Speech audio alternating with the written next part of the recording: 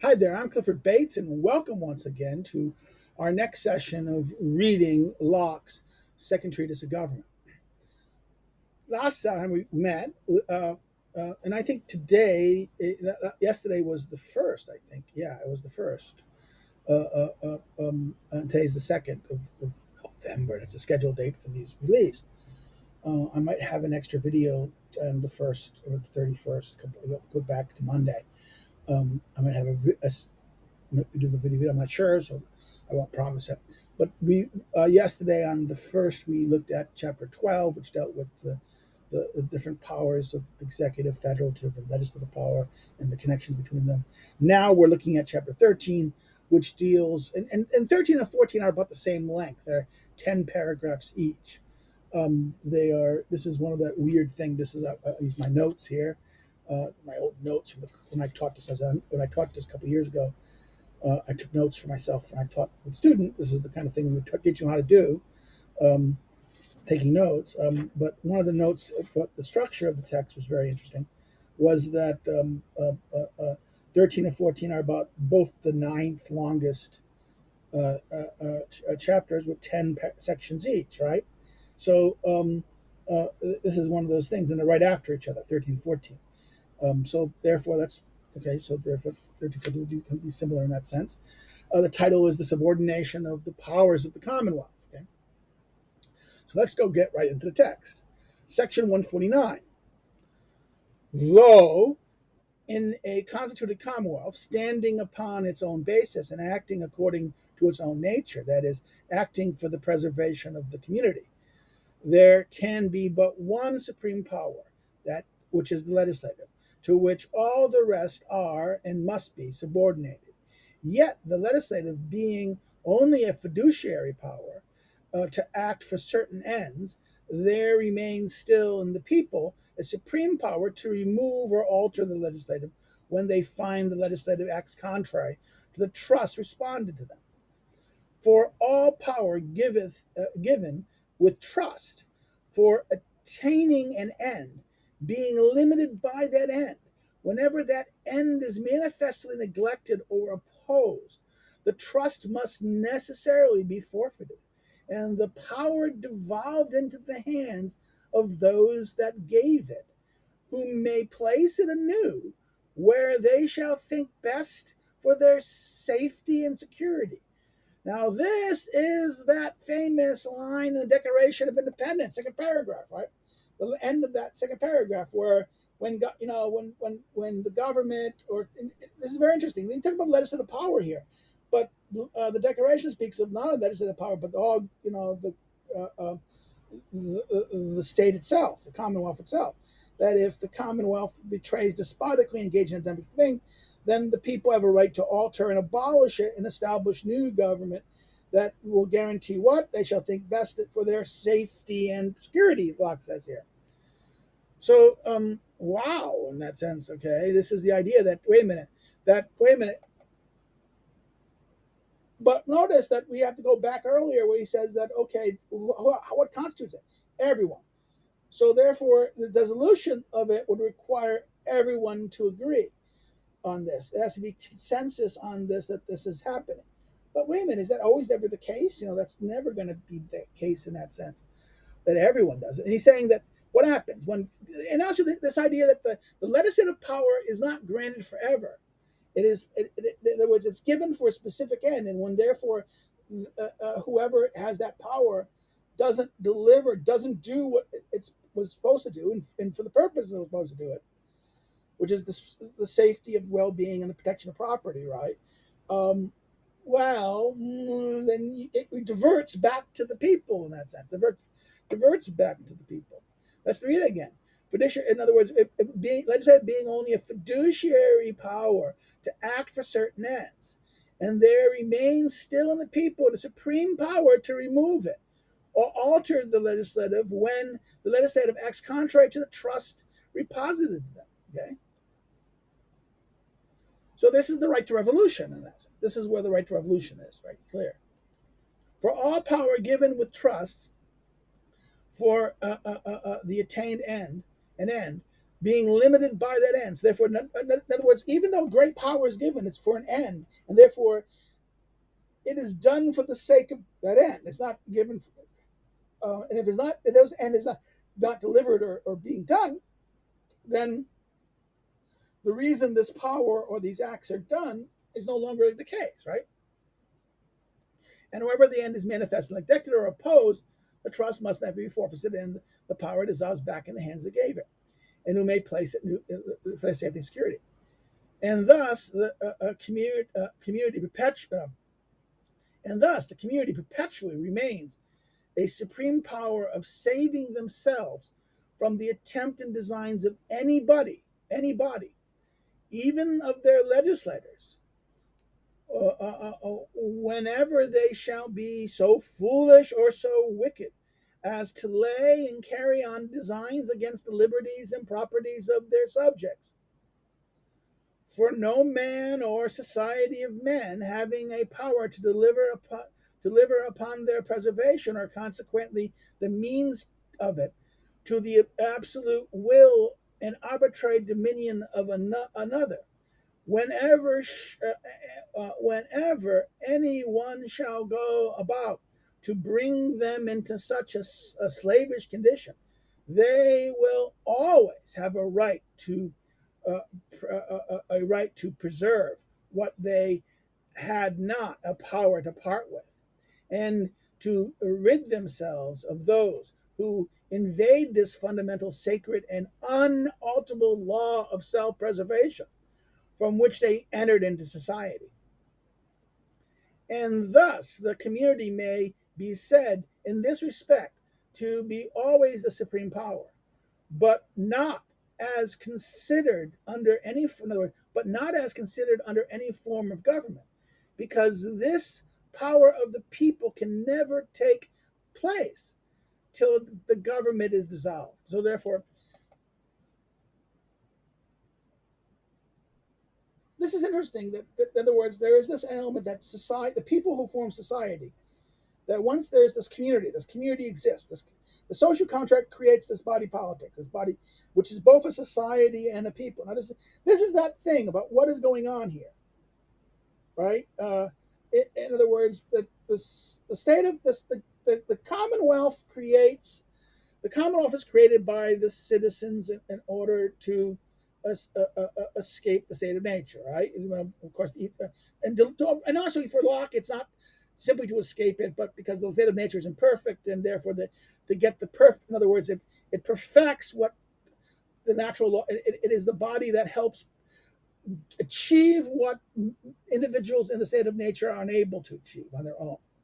In other words, it perfects the ability to it still is guided by the laws of nature. Locke seems to will argue, but this Commonwealth is now this thing men create. The Commonwealth is able to deliver the things in a way much more secure and more powerfully secure than any individual, because it's the collective power of everyone.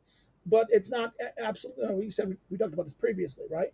But here, Locke is very interesting on this for the point of view of what he's saying here, in that sense, that this is not. In other words, when this, in other words, when the government, the legislative body, when it violates it, the people retain it.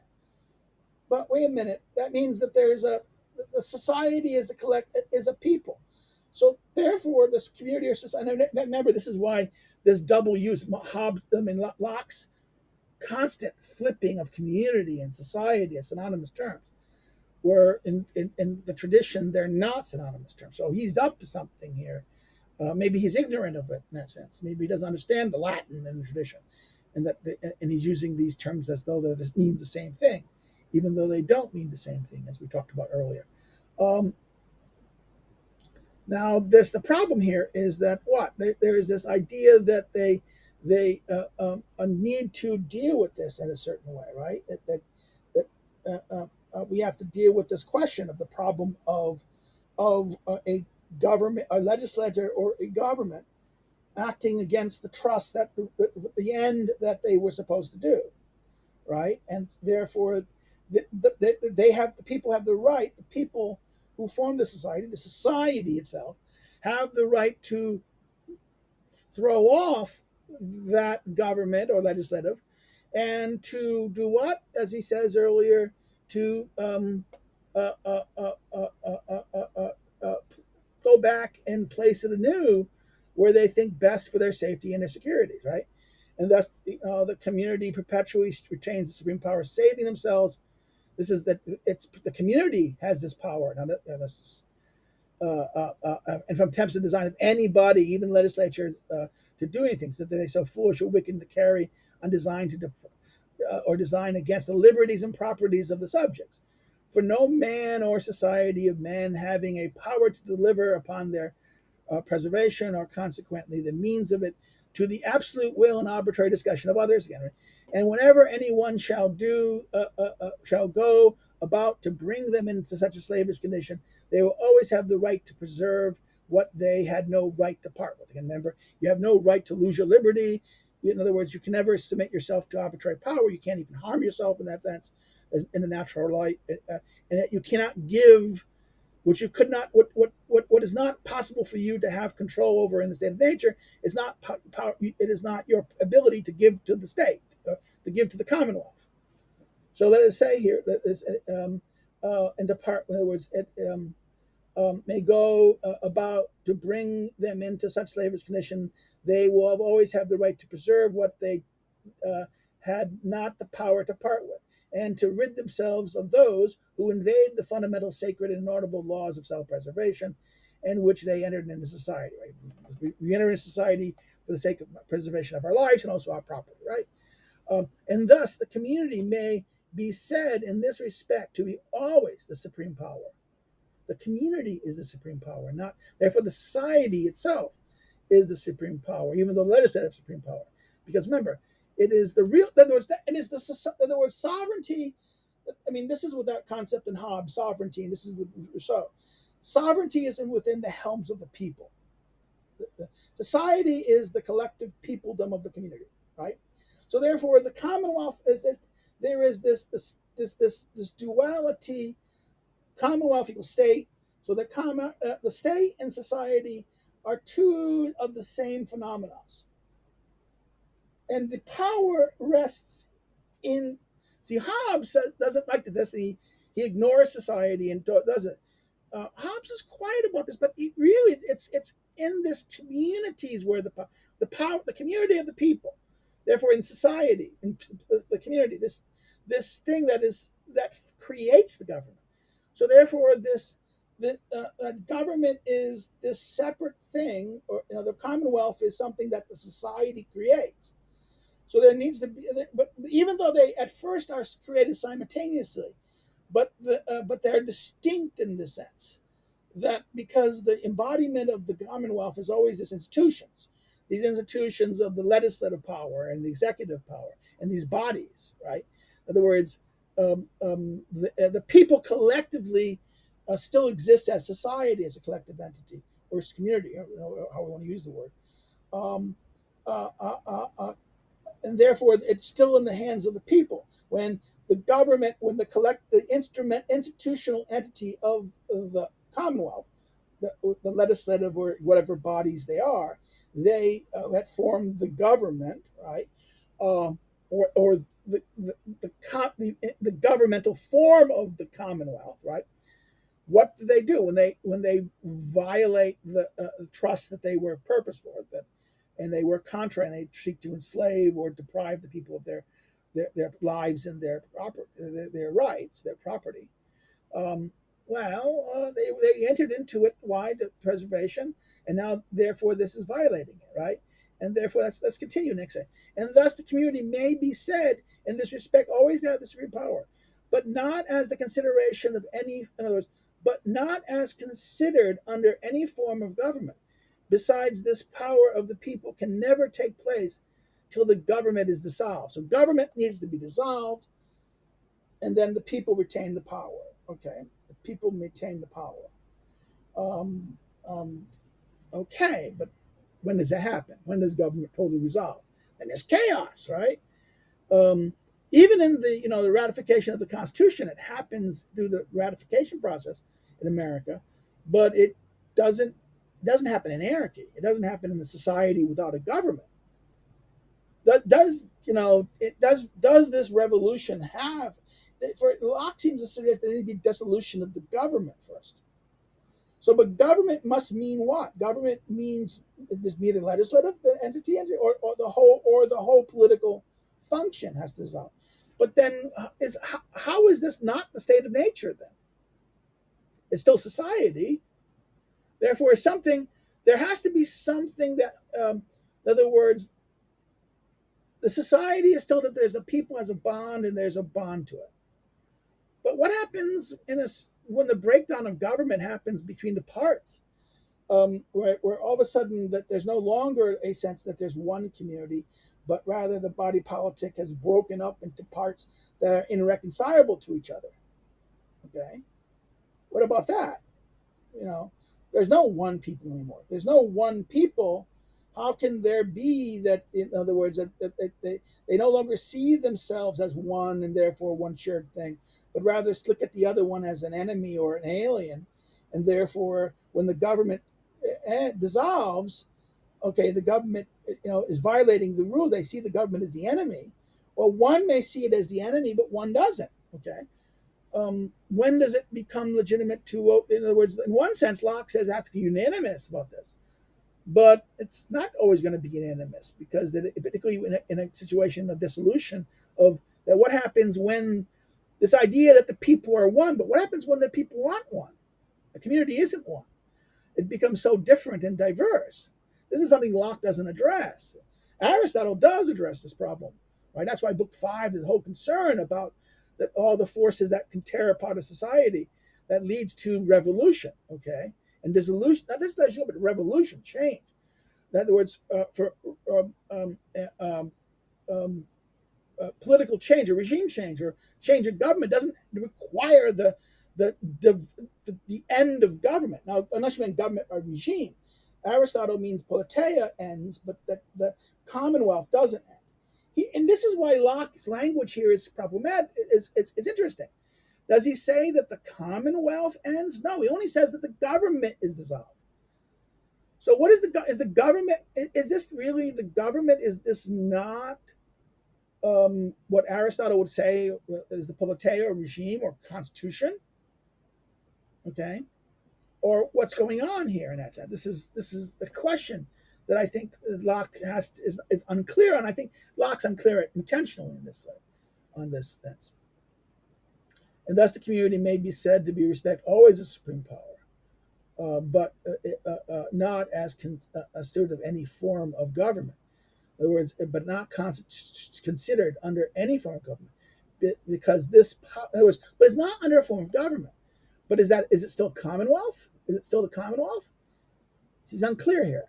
But this power of the people can never take place till the government is dissolved. The government is not the Commonwealth itself. The government is dissolved. So there's a distinction between the government and the Commonwealth. He hasn't really. I don't think he has really. He's distinguished between the forms of the Commonwealth. Right. We have to go back to other chapters here. We go to other chapters here, which he doesn't. Do I have it up in the chapter things? Yeah. The forms of the Commonwealth, right? Not the forms of government. We talk about, and he's synonymous. The beginnings of civil, political or civil society. The beginnings of the political society or government. I think that's the one, right? What is it? It's the end. I have to remember. It's that only one of these. He's kind of goes back and he's kind of. It's okay. It's kind of clear, but let's go look at this. 150. In all cases, while the government subsists, the legislative is the supreme power. So as long as government is there, the legislative is the supreme power. For what can give laws to another needs must be superior to him. And since the legislator is no otherwise the legislature of society, in other words, it's both the government but also legislative society. So the legislature not only legislates for the government, is a part of the government, but it legislates for the society, right? And therefore, this is under the society. As long as the government exists, the legislative is supreme. But when if there's a breach of things and the government is no longer really representing the trust that it's done, the legislature is no longer doing what it's supposed to be doing and delivering what it says it's supposed to be doing, then there is a dissolution that the people will no longer, it's a breaching of the trust and promise they were doing. And it reverts to the people, that the power reverts back to the people, right? Well, okay.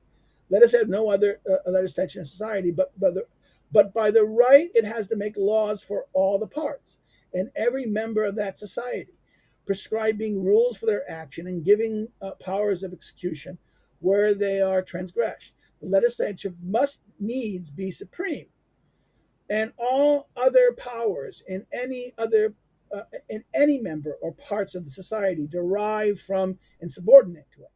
Whoa! So he's saying that as long as that there's a government, as long as that, then the. But wait a minute. Isn't the society supreme? The community supreme ultimately, and that is. But this only happens when the government is dissolved. Okay? Remember that this is, and 151. In some commonwealths, there is where the legislature is not always in being, and the executive is vested in a single person, who has also a share in the legislature. That single person is very tolerable, in a very tolerable sense, may also be called supreme. Not that he has in himself all the supreme power, which is that of lawmaking, but because he has in him the supreme execution, from whom all inferior magistrates derive all their subordinate powers, and at least for the greatest part of them, having also no legislative superior to him, there being no law to make, there being no law to be made without his consent, which cannot be expected should ever subject him to the other part of the legislature. In other words, which cannot be expected should ever subject him to the other part of the legislature. He is properly enough in this sense supreme. In other words, the King of England. This is the King of England. The King is both Parliament. Is both the King creates Parliament, creates the body of Parliament, and therefore this is King and Parliament, right? This idea of King and Parliament. Um, um, um, um, but yet it is to be observed that through the oath of allegiance and fidelity are taken to him, it is not to him as supreme legislature, but as supreme executor of the laws, made a joint power of him with others. In other words, to king and legislature, right? Parliament, king and parliament, right? Allegiance being nothing but an obedience according to the law, which, when he violates, he has no right to obedience, nor can he claim it otherwise, than as the public person vested with the power of the law, and so is to be considered an image, phantom, or representative of the Commonwealth, acted by the will of the society, declared in its laws, and thus he has no will, no power, but that of the law.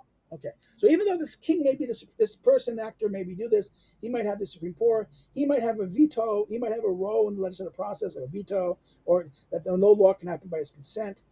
But no matter what, it doesn't mean that he's supreme, because once he violates the purpose of the Commonwealth, or the purposes of the legislative act, violates that legislative act of violating the purpose of what the legislative is for, he denies, doesn't do it. No one has to abide by him, no obedience to him in that sense when he violates the thing.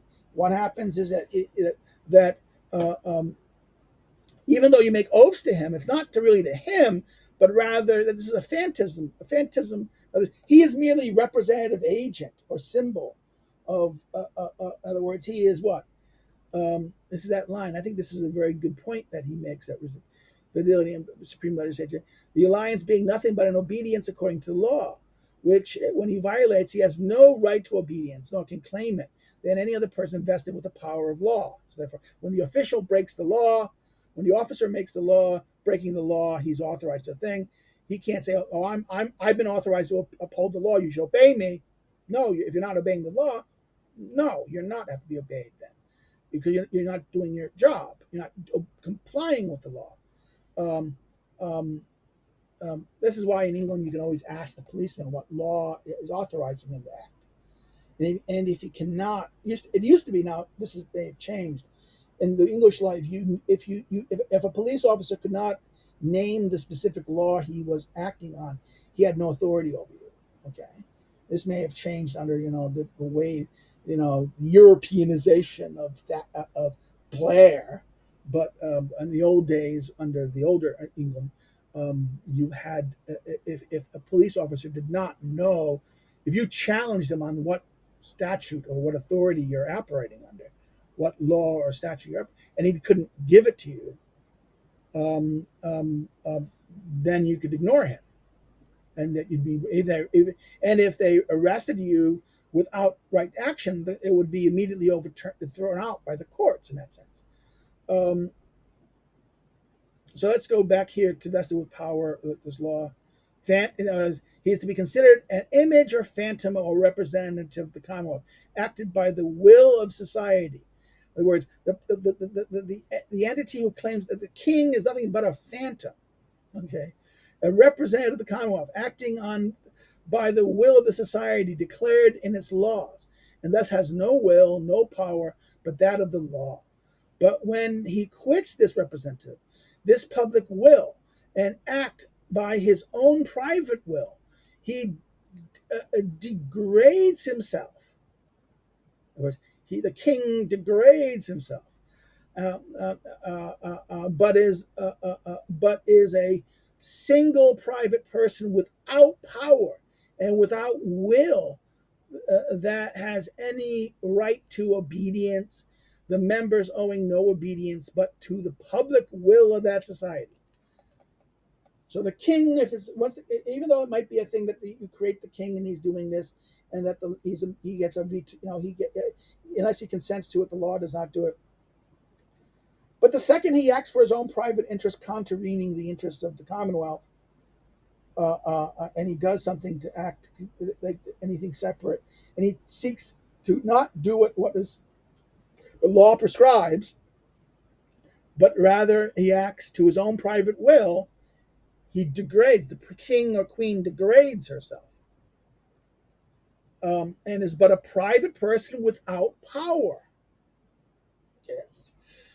Okay. So this is why King Charles, the second he tries to do something that Parliament does not authorize, or that Parliament has not authorized, that the king tries to do something, if Parliament has not authorized it, and the king isn't, even though if he's as long as he's consented to it. Now, if it hasn't been consented, they could find a way to force a consent, but you can't speak against it. Remember that every word of the king is controlled by Parliament. Every speech he writes, the government writes for him in that sense. Okay? He has no being other than what the body politic or the society, as representative of its thing, can say in that sense. Okay. This is why Locke, maybe reading Locke should. This is why Locke is the father of the. I mean, of course, the English Constitution changed a lot, but Locke is kind of, and Locke's description here is the post 1688, 1689 settlement in that sense, which reshapes the Parliament. Now, of course, this changes, and that famous English author belonged to the English Constitution, Bloodshot's English Constitution. It changes this, and that there becomes much more power. But this is still that, right? 152. The executive power placed anywhere, but placed anywhere but in the person that has also a share in the legislative, is visibly subordinate and accountable to it, and may be at pleasure changed and displaced, so that it is not the supreme executive power that is exempt from subordination, but the supreme executive power vested in one who, having a share in the legislative, has no distinctive a superior legislative to be, in other words, he has no distinct superior legislative to be subordinate and accountable to, further than he himself shall join and consist, so that he is no more subordinate to than he himself shall think fit, which one may certainly conclude will be but very little. Okay. In other words, this is a danger of this thing, right? This is, in other words, he won't do it, and he won't fit to do. Of such ministerial and subordinate powers in a commonwealth, we need not speak, there being so multiplied in infinite variety, in the very different customs of distinct of constitutions and constitutions of distinct commonwealths, that it is impossible to give a particular account of them all. So there's no way to deal with this. In other words, of the different ministerial structures, he's not going to give one here. In other words, he gives no general account of the varieties of executive power and the different varieties of the ministries, how they will work. Because it's too varied. It's still going to be too specific based on what he says, the different customs and constitutions of distinct commonwealths. Only this much, which is necessary for our present purpose, we may take notice concerning them, that they have no manner of authority, any of them, beyond what is by positive grant and commission delegated to them, and that all are of them accountable to some power in the Commonwealth. So therefore, even this legislative one, the one who has a habilitated legislative power, is accountable under the Constitution. In our sense, the American presidency, even though he has a veto power and the legislature doesn't have complete authority over him, but at the same time, he is accountable to the laws, and the legislature can remove him through impeachment, right? But he's also accountable to the people in that sense, election. And his term is limited. He can't be for president forever, right? So therefore, there is these limits and checks on his power and his ability to do something. And even then, there is this idea that even though that there is this commission delegated, there is this power over him. There's the legislative power is over him with the power of impeachment, but even then, it's like it has limited power. He can't touch the money. He can't act. No president can spend money that has not been authorized by Congress to be spent. So there's jurisdictional issues of here. The president can spend the money the way he might think, but he can't spend money that has not been appropriated. Okay, and it is a crime that he is subject and can be charged with, and the courts can tell him, sorry, no, baby, or maybe even the Congress can impeach him for. There's not been a successful impeachment so far in history, American history, even though the Democrats really tried with Trump twice, right? And even that it failed, right? Because the impeachment requires a supermajority of consent, a massive consensus for that to be, and that if there's no consensus, there's not going to be of that. So there is still this idea that even the executive or supreme executive that has this function of some legislative thing is still even subject to this, and even the King of England in his he doesn't specifically say that, but even says that the king ultimately, once he makes, in other words, he's really a phantom. In other words, he's not. His power is merely that of exercising for this the higher supreme authority, and the higher supreme society is the community or the society. Or the Constitution, we can even say. The Constitution is that thing that limits the crown in that sense. In England. So let's go to the next thing. 153. It is not necessary nor so much convenient that the legislative should always be in being, but absolutely necessary that the executive power should, because there is not always the need of new laws to be made, but always the need of execution of laws that are made. When the legislative hath put the execution of the laws they make into others' hands, they have a power still to resume it out, of those hands when they find cause, and to punish for any maladministration against the laws. The same holds also in the regard of the federal power. and the executive being both ministerial and subordinate to the legislative, which, as has been shrewd in in a constituted commonwealth, is the supreme. Again, the legislative is always supreme in this sense. The legislative also, in this case, being supposed to consist of several persons, for if it to be a single person, it cannot but be always in being, and so will, as supreme naturally have supreme executive power, together with the legislature. Right, this is if it's one person, may assemble and exercise their legislative at the times that either in their original constitution or their own adjournment appoint, or when they please. If neither of these hath appointed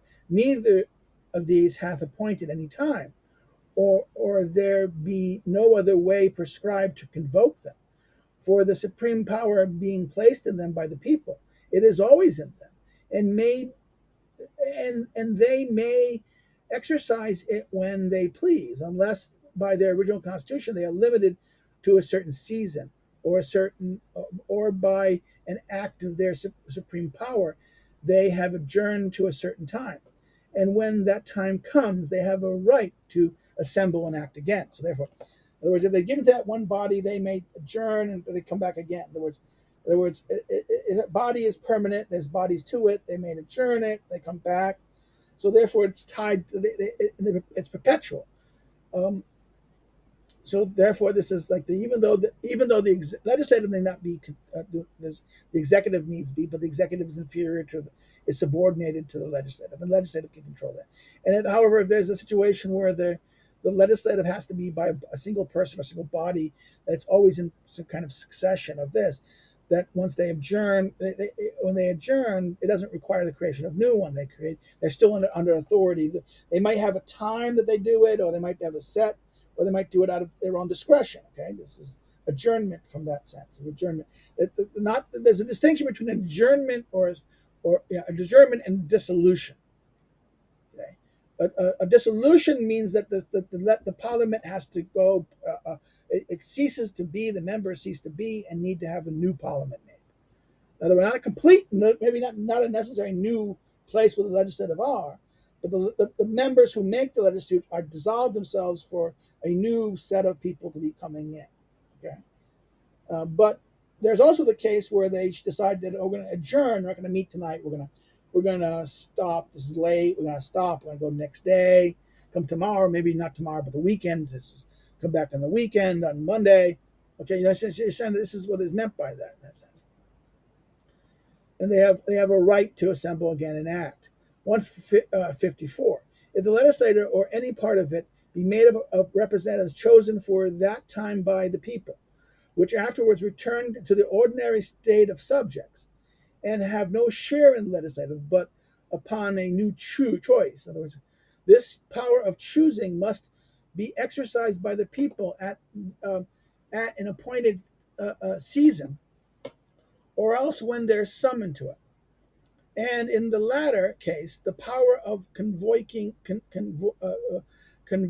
legislative is ordinary place in the executive, and has one of these two limitations in respect to time: that either the original constitution requires their assembling and acting at certain intervals, and then the executive power does nothing but ministerially issue discretions for their electing and assembling according to due forms, or else it is left to his prudence, the executive prudence, to call them in by new elections, or when an occasion of it or externalities of the public requires an amendment of old, or making new laws, or the redress or prevention of inconvenience that lie on or threatens the people. In other words, it can be left to the prudence, or the king or the regency can dissolve it. So therefore, there's no confidence in the government, or there's no confidence in the legislature, and that therefore the king can dissolve it, or the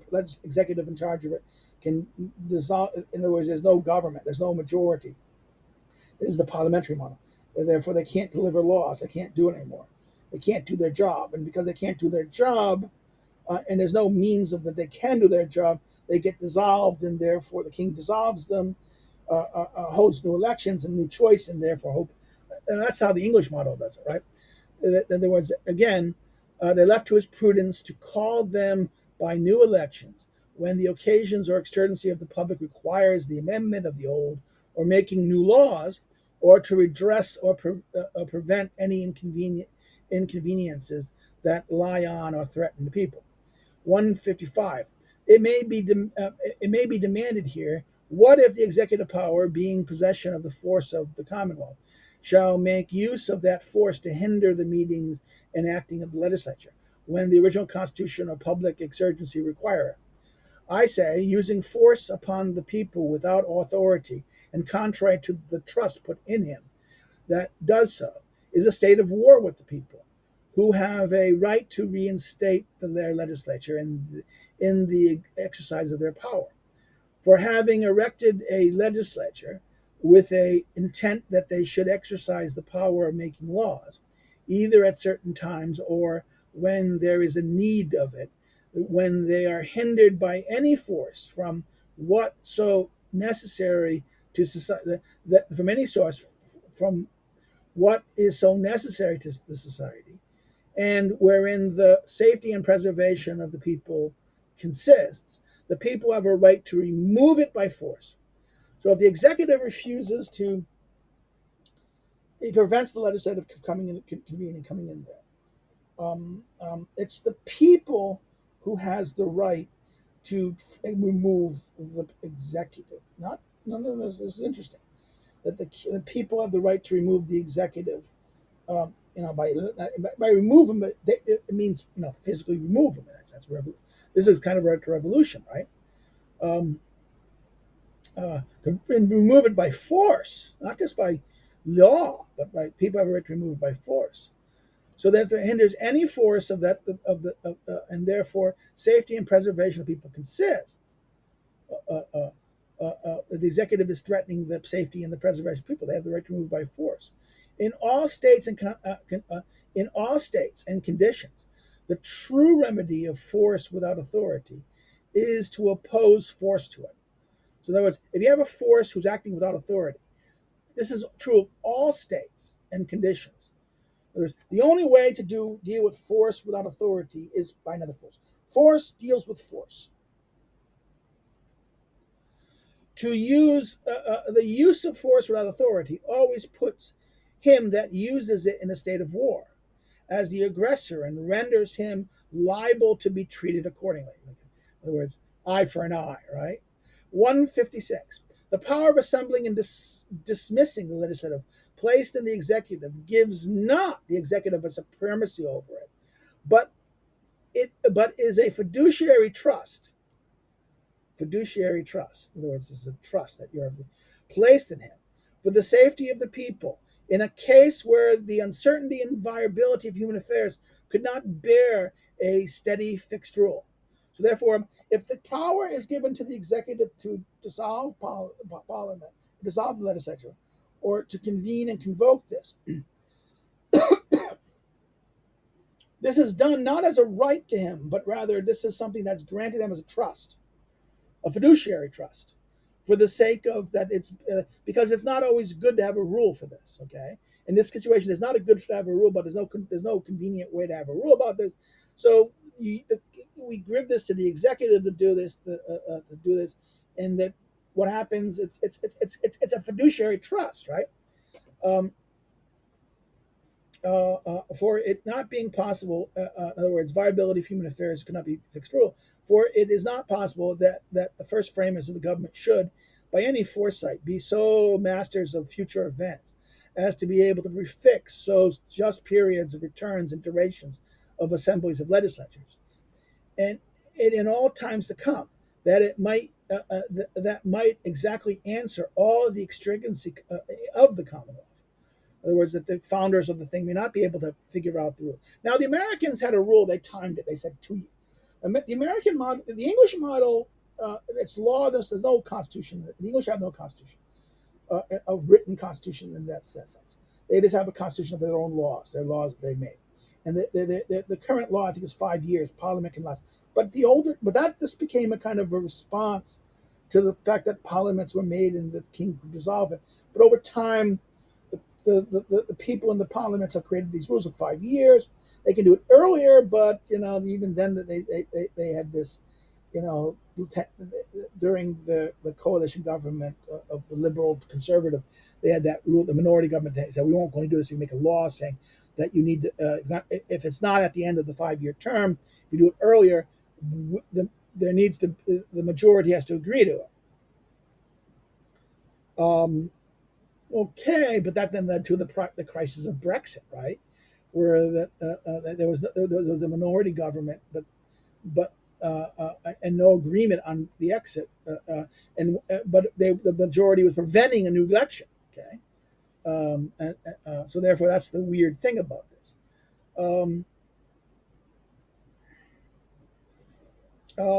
Fixed rule for the not being possible for the first framers to should any foresight to so fix demands future events to be able to fix the just periods of times and durations and assemblies of the legislature in all times to come, that they might exactly answer all the exigencies of the Commonwealth. The best remedy could be found in the best remedy could be found for this defect was to trust this to the prudence of one who was always to be present and whose business it was to watch over the public good. So the executive who's in present, the king, in the sense, the chief executive, the permanent executive, right? And therefore, this was led to this. In other words, this is why this happened. There's no general principle in that sense. This was just how it was done because there was no better option. The American Constitution is in the Constitution that the executive, the different terms, that the Congress is always a 2 year.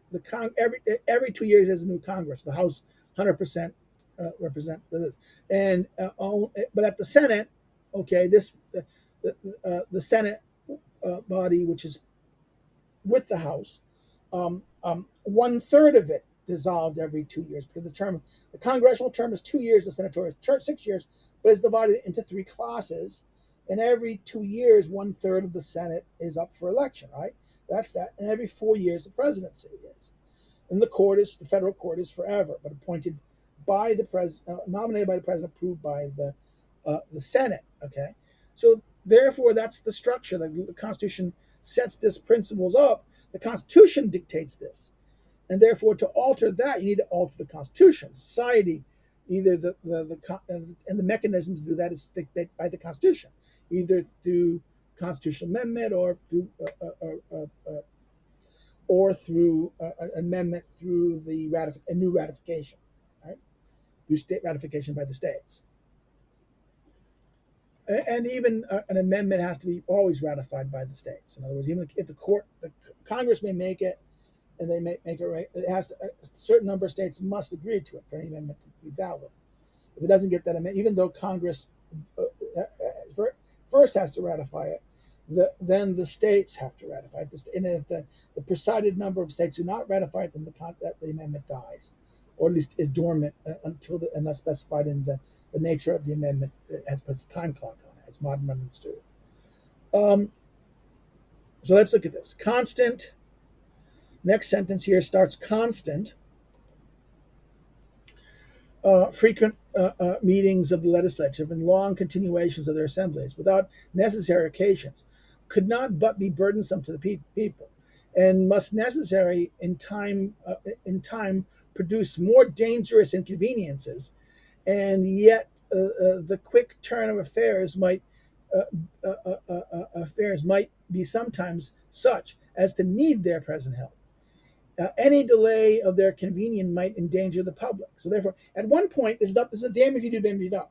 Permanent existence of the legislature may cause mischief, and they might start doing things that cause assemblies that could burden some of the people and produce dangerous inconveniences, right?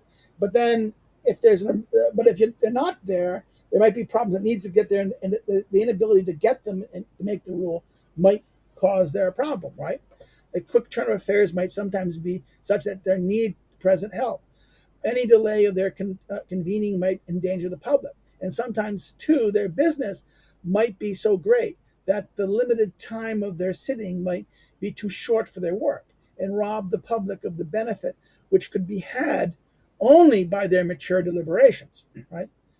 From what then could be done in this case to prevent the community from being exposed sometime or another to the imminent hazard on the one side or the other of fixed intervals and periods set to the meeting or an acting of the legislature, but to entrust it to the prudence of some who, being present and acquainted with the state of public affairs, might make use of this prerogative for the public good, or where else could this be so well placed in their hands, who was entrusted with the execution of the laws for the same end. In other words, who's going to deal with this? Who's going to decide it? Could it be the legislatures themselves that make this rules? A different, or to the executive. In other words, he says that for some public affairs, people who presented in the state of public affairs might make use of this prerogative for the public good. Or else could this be so well placed in the hands who was entrusted with the execution of laws for the same end, right? Thus, supposing the regulation of time for the assembling and sitting of legislatures not settled by the original Constitution, or if it's not settled by the original Constitution, it naturally fell into the hands of the executive, not as an arbitrary power depending on his good pleasure. In other words, it fell to the executive, but not on his pleasure, okay? But with this trust always to have it exercised only for the public weal, the public good, right? The public weal, the public good, and as that occurrence of times and changes of affairs might require. So therefore, in other words, the occurrences of times and things and these.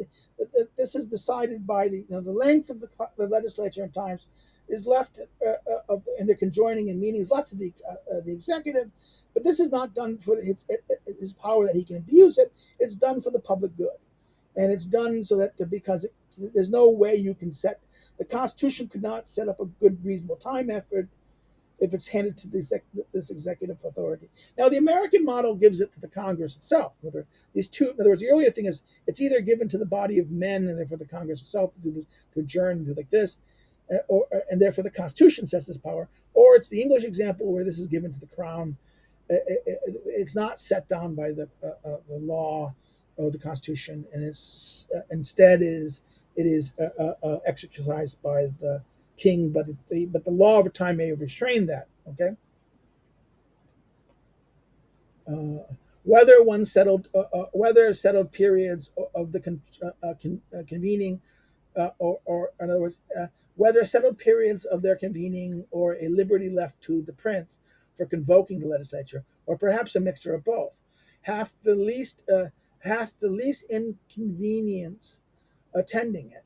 It is not my business here to inquire. In other words, he's not going to inquire which is best here, but only to show that though the executive power may have the prerogative of convoking and dissolving such conventions of the legislature, yet it is not thereby superior to it. In other words, the executive power, even though the king or the crown may have this power to dissolve parliament or to convoke and but it doesn't mean it's superior to it. It's only its power to do this only is an exercise of trust. Things of this world are in so constant a flux that nothing remains long in the same state. Thus, people, riches, trade, powers, change of station, flourishing mighty cities come to ruin and prove in time neglected, desolate corners, while other unfrequented places may grow populous countries filled with wealth and inhabitants. But things not always change equally, and private interest often keeping up customs and privilege. In other words, but things not always changing equally, and private interest often keeping up with customs and privilege, while the reasons of them are ceased. It is often comes to pass that in governments, where parts of the legislative consists of representation chosen by the people, that in tract of time, this representation becomes very unequal and disproportionate to the reasons it was first established upon.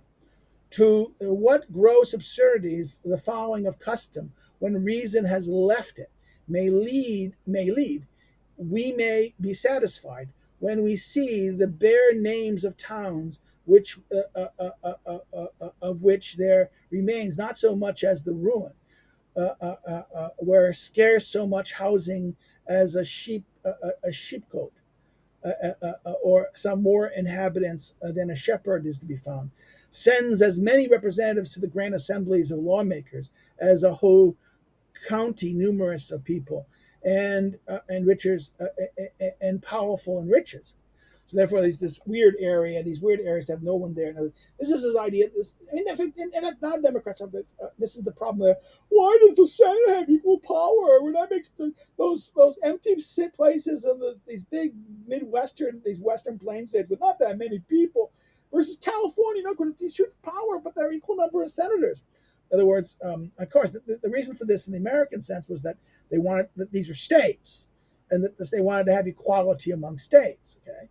But this is a point about the concept of a legislative entity in a state, in one state, okay, and therefore this idea that in England that all of a sudden you had rotten boroughs where these one or two powerful people controlled this area that could send members to the parliament, but there was these big cities that only had the same representative, these big huge cities that had the same representative, and like this they became a problem here, right? This stranger stand amazed at, and everyone must confess needs a remedy. Though most think it is hard to find one, because the constitution of the legislative being the original and supreme act of society, antecedent to all positive laws in it, and wholly depending on the people, no inferior power can alter it. And therefore the people, when the legislative is at once constituted, having in such a government as we have been speaking of, no power to act as long as the government stands, this inconvenience is thought incapable of a remedy. Okay, in other words, this idea, there is a problem there. Well, the people can resolve, but the people before the people can have the power to resolve it, the government must be dissolved. But the government is not resolved yet; it doesn't get resolved, so therefore this problem stands. This is kind of an unsolvable problem. He seems to suggest, right? But I thought he did that. I mean. It's imperfect. In other words, this is not a situation where the legislative is perfectly violating it. It's just that it's imperfect and not delivering the best situation, right? When it becomes the answer is that once it becomes that this situation makes it impossible for the legislature to deliver the safety and security in government and protection of property, then what happens is that's like an arbitrary power exists. And then what happens is, well, that then the people will remove it, right? They will dissolve the government in that sense. Back to the earlier chat thing. 158, Salus Populus Supremus Lex. In other words, the good of the people is the supreme law. It is certainly so just and fundamentally a rule that he who sincerely follows it cannot dangerously err. If, therefore, the executive, who has the power of convoking the legislature, observing rather the true proportions than fashions of representation, regulates not by old customs, but true reason, the number of members, in all places that have a right to be distinctly representative, which no part of the people, however incorporated, can pretend to, but in proportion to the assistance which it affords to the public. It cannot be judged to have set up a new legislature, but to have restored the old and true one, and to have rectified the disorder which succession of time had insensibly, as well as inevitably introduced, called. For it being the interest as well as the intention of the people to have fair and equal representative, whoever brings it nearest to that is an undoubtedly friend to the establishers of government, and cannot miss the consent and approbation of the community. Prerogative being nothing but a power in the hands of the prince to provide for the public good in such cases, which, depending on unforeseen and uncertain occurrences, certain and unalterable laws could not safely direct. Whosoever shall, whosoever shall be done manifestly for the good of the people, and the establishment of the government upon its true foundation is and always will be just prerogative. So, a prerogative here is this power to do what? To deliver the functions of the government. In other words, prerogative is nothing but a power in the hands of a prince to provide for the public good, to deliver the law, to execute the law, and to like this. So therefore, what happens if there's a custom? In other words, over time, things have changed, and therefore the original representation structure is unbalanced.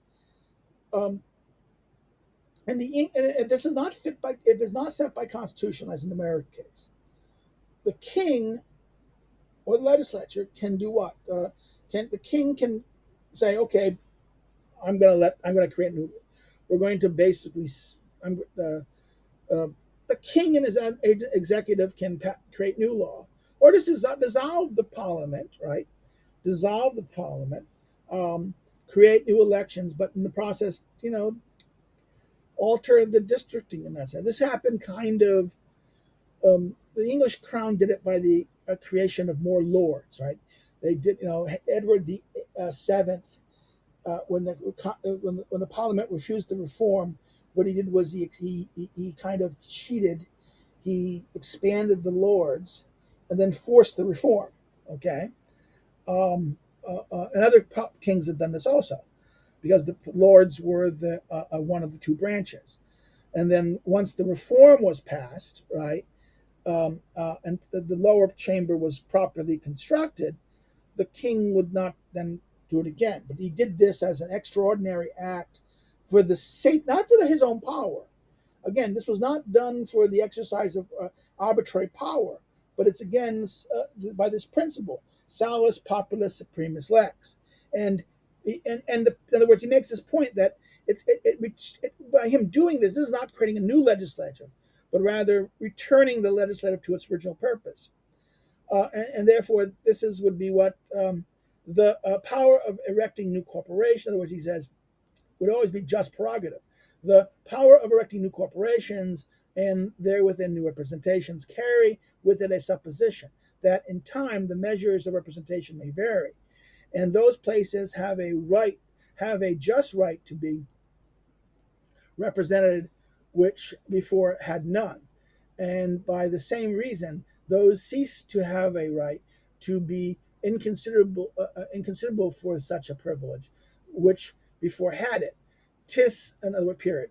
'Tis not a change from the present state, which perhaps corruption or decay has introduced, that makes an inroad upon the government, but the tendency of it to injure or oppress the people, and to set up one part or party with a distinction from and an unequal subjugation of the rest. So this is the problem. This is what happens is that the legislature becomes distorted. That was over time.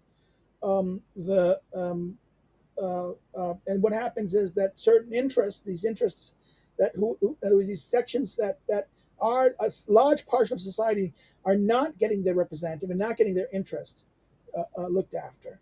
Whereas these other sections, which are much smaller and don't really, wouldn't, in the original situation, wouldn't have as much right than they have that they currently exercise. In other words, if they were as small or insignificant as they are now, compared to what at the beginning of the thing, they would not have that same power. They had that power because they were significant. Now they're no longer really. They no longer represent the society to the degree that these new places that don't have that power, and therefore this creates a situation of one part or party distinct from the other, unequal subjugation to the rest. Right. This is there's inequality of the law, and an equality of power in this situation that requires a fixing of the situation. So therefore, this is a corruption or accident that's happened, and it makes an inroad in government that injures or oppresses the public. Okay, this ends the section with this line. Okay,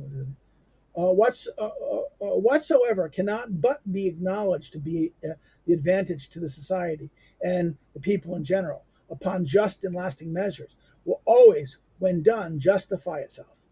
And whenever the people shall choose their representatives upon just and undeniable equal measure, suitable to the original frame of government, it cannot be doubted to be the will and act of the society, whomever permitted or caused it. So if the executive does, oh no, whatever body that does this, that sets it right, back to the original principle, it doesn't matter. In other words, it will be deemed, the society as a whole will say, oh yes, we agree.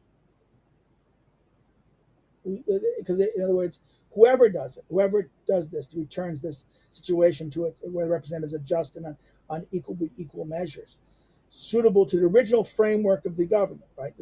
It just doesn't change the government; it just restores it back to the original form that the government originally had. It cannot be doubted to the will and act of society, whoever permitted or caused it to be so. Okay, so here is and that therefore, even if the executive is the one who does this, and does it and forces a change of the reform, or it's a outgoing body of the legislature does this, or government of that combined of does this, it returns it to its original form of how it was originally constituted, in that sense of a purpose of the structure. Then that is the society. It cannot be doubted to be the will and act of the society. This is weird. Therefore, it's done for this. In other words, what is the will of society? Is it that active will, or is something done by one person, a prince? That really is he's doing it not for his own sake, but for the benefit of the people. And if it is truly benefiting the people, then they would will it. Okay, this is that weird tie in this logic here. Okay, we're going to end here. It's long. I'm sorry to be that long. We'll continue next time on chapter 14, on prerogative. We'll end here on this. If you have any questions or comments, please make them in the comment section below, and I'll respond to it. If you think you want me to answer a question, if you like it, share it with a friend. Subscribe if you haven't subscribed already. Encourage others to subscribe. If you don't, of course, you're going to say you don't like it. Explain why. Tell me how. Try to fix it myself. Maybe, okay.